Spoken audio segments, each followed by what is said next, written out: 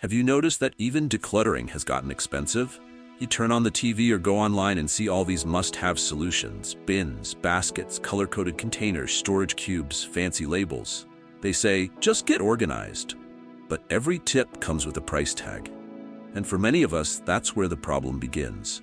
Because the clutter you want to clear didn't just show up yesterday.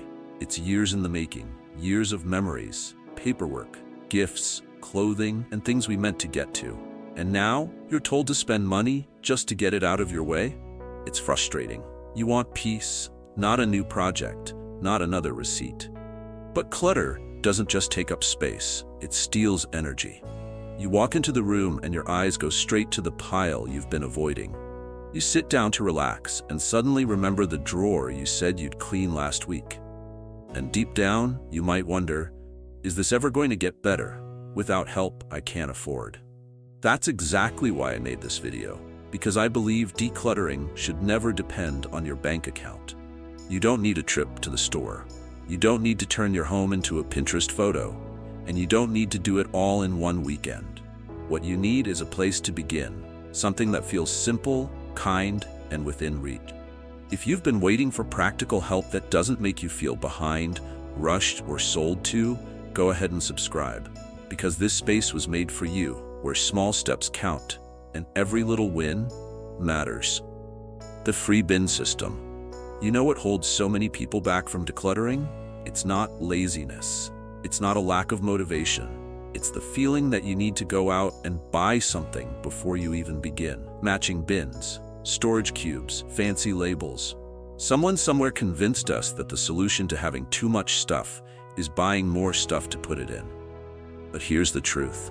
The best decluttering system might already be sitting quietly in your kitchen or hallway closet. Evelyn, the woman I told you about earlier, didn't start with a trip to the store. She started with 3 containers she already had: a plastic laundry basket, an old reusable grocery tote, and a cardboard box from her last delivery. That's it. She slapped on some handwritten notes that said, "Keep, donate, and trash." And she got to work. She didn't clean out her whole house in one day. That's not the goal here. She just picked a corner, pulled out a drawer, and started dropping items into whichever bin made the most sense. It was calm. No pressure. She could pause anytime.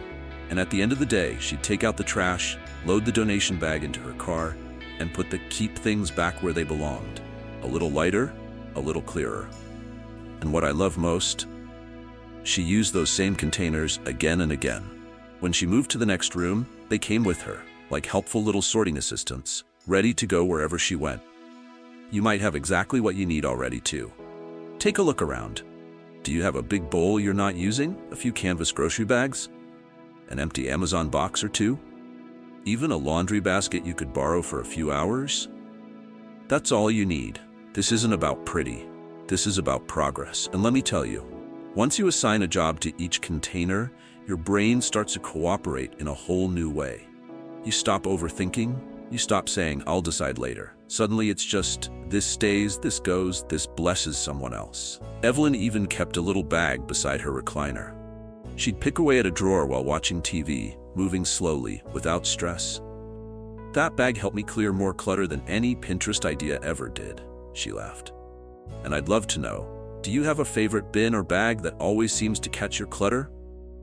Maybe it's that big flower print laundry basket from the 80s, or the tote you got from the grocery store that somehow holds everything under the sun. Share it in the comments. You never know. Your go-to container might be exactly what inspires someone else to get started today. Because remember, you don't need money to create space, you just need to begin. And that's exactly what we're doing. 2. The one surface rule. Let's face it, sometimes the hardest part of decluttering is just knowing where to start. You walk into a room and it's not just one thing, it's everything. Every surface has something on it. Every drawer is hiding something you forgot. And suddenly, even the thought of starting feels too big. That's where the one surface rule can change everything. It's simple, it's free, and it works, especially if you're short on energy or just feeling overwhelmed. What makes this special is you don't clean the whole room. You don't even clean a whole section. You pick one surface. That's it. Maybe it's your kitchen counter. Maybe it's the end table next to your recliner. Maybe it's your nightstand, the one that's been holding your reading glasses, a pile of old mail, 2 remote controls, and a mug from last week. You choose one surface, you clear it completely, and you do it with only what you already have. No bins, no gadgets, no shopping trip needed. You pick up each item and ask, do I use this? Does it belong here? Could someone else use it more? If it stays, you wipe the surface clean and put it back with intention. If it goes, it goes. To the trash, to the donate bag, or even just to another room where it belongs. Evelyn started with the little shelf above her washing machine. It had become a drop zone for everything from lost socks to expired coupons. It took her 15 minutes to clear it. She didn't stop there. The next day, she cleared her coffee table, one surface at a time. No pressure. The beauty of this rule is that it trains your eyes to see progress. After you've cleared one spot, you walk by it later and you feel better. You didn't fix the whole house, but that one clean, calm surface reminds you what's possible. It gives you a win.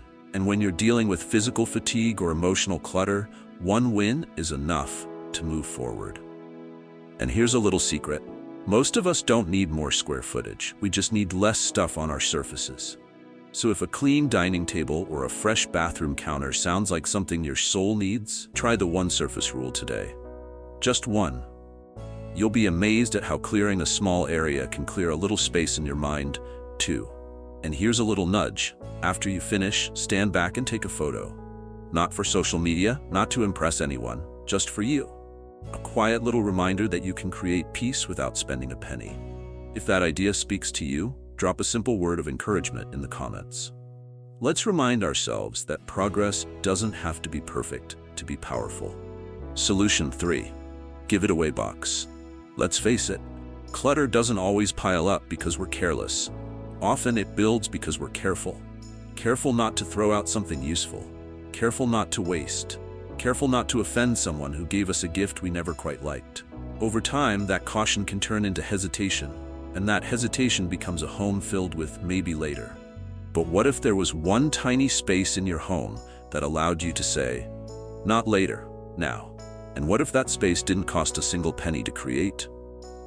That's where the idea of a give-it-away box comes in. It's simple. Take any bag, cardboard box, laundry basket, whatever you have, and place it right near the door you use most. That box becomes the home for things you're ready to part with. Not someday. Not after you've sorted every drawer. Just as you notice them. Maybe it's a pair of shoes that pinches. A mug you never reach for. A scarf you used to love but haven't worn in years. Instead of overthinking it, just set it in the box. No ceremony. No second guessing. Just a quiet release. It's one of the gentlest ways to start letting go without being overwhelmed. One of our community members mentioned she started this system using an old woven hamper. She placed it by the hallway table and simply added to it as the week went on. She said, "It's not about cleaning. It's about clearing space for what I really use." That little shift in thinking helped her feel less guilty and more in control. And here's the best part. You don't have to drive all over town to donate. Many local organizations in the U.S., from Goodwill to community outreach centers, offer free pickup services. Some can even be scheduled online. There are also neighborhood-based Facebook groups or Buy Nothing communities where people are actively looking for gently used household items. Your clutter might just become someone else's blessing. This approach also helps avoid the trap of constantly buying storage containers. You're not creating a new system you'll forget in a month. You're making a simple pathway from your hands to the box to someone else's home. If this is making you rethink how you approach your space and you want more tips like these, hit subscribe now so you never miss one. This channel was made for people like you who want clarity, not clutter, and peace, not pressure. Solution 4. Use no-spend organizing tools. You know what gets overlooked when we talk about decluttering? The cost. Not just the emotional cost, but the literal dollars people feel pressured to spend. Fancy organizers, matching bins, acrylic drawers. It all looks so nice in magazines or on those home makeover shows. But when you're on a fixed income, retired, or just trying to be wise with your money, the idea of spending anything to get organized feels backwards. The good news? You don't need to buy a single thing. Let's talk about what I like to call no-spend organizing. It's simple, smart, and it's probably already sitting right under your nose.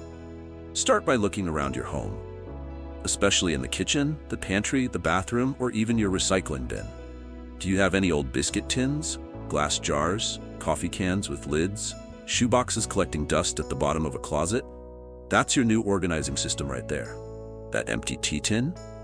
Perfect for paper clips, twist ties, or buttons. A shoebox lid slides beautifully into a drawer to corral loose items like bandages or batteries. Those sturdy plastic containers left over from takeout, wipe them down and stack them in a drawer. Instant compartments. It's not about how it looks on the outside, it's about how it works for you. And let me tell you, there is something deeply satisfying about turning something old into something useful again. You're not just saving money, you're claiming control over your space on your own terms. And guess what? These reused items often work better than store-bought ones. Why? Because they come in all shapes and sizes, just like our homes do. You can trim a cereal box to the exact height of your shelf. You can cover a coffee can with wrapping paper if you like, or leave it just the way it is. There are no rules here, just progress. And there's a kind of quiet pride that comes from solving a problem using what you already have. You're not waiting for the perfect moment, the perfect container, or the perfect paycheck. You're starting now with what's real and reachable. This approach also helps you stay focused. Sometimes when we shop for organizers, we end up creating more clutter. You buy bins before you sort. You buy shelves before you know what you're keeping. But when you use what you already own, you're forced to pause, think, and adapt. And that's a beautiful thing. Have you ever done that? Used an old cookie tin, or a coffee jar, or even a gift box to keep things tidy? Share it in the comments, because your idea might be the exact tip someone else needs today. We're all learning from each other here. Remember, you don't need perfect containers to create peace. You just need a little creativity, a clear surface, and the decision to make the most of what's already in your hands. Some things take up space quietly, not just in the home, but in the mind. A cluttered corner becomes something we ignore, then tolerate, then eventually carry like a weight we don't talk about. It's not always the stuff itself. Sometimes it's the memories attached. Sometimes it's the guilt of waste. And too often, it's the thought, fixing this will cost money I just don't have right now. But what we've shared today proves something different. You don't need to spend a penny to start clearing space. You don't need perfect tools or an army of helpers. You just need a moment of clarity, a gentle nudge, and the freedom to begin with what's already in your hands. You may only clear one shelf or one old tote bag's worth of things, and that's more than enough. Because progress doesn't have to be loud to be powerful. You've lived a full life, raised families, built routines, held everything together through both joy and hardship. You deserve a living space that feels peaceful, one that gives more than it takes. If anything from today spoke to you, even just one small thing, I hope you'll let that be your starting point. So wherever you are in your journey, whether you're just beginning or picking back up after a long pause, remember this: your home doesn't need perfection. It just needs you, moving forward one small decision at a time. I'll be right here with more ideas when you're ready. Until then, take care of your space and take care of your spirit.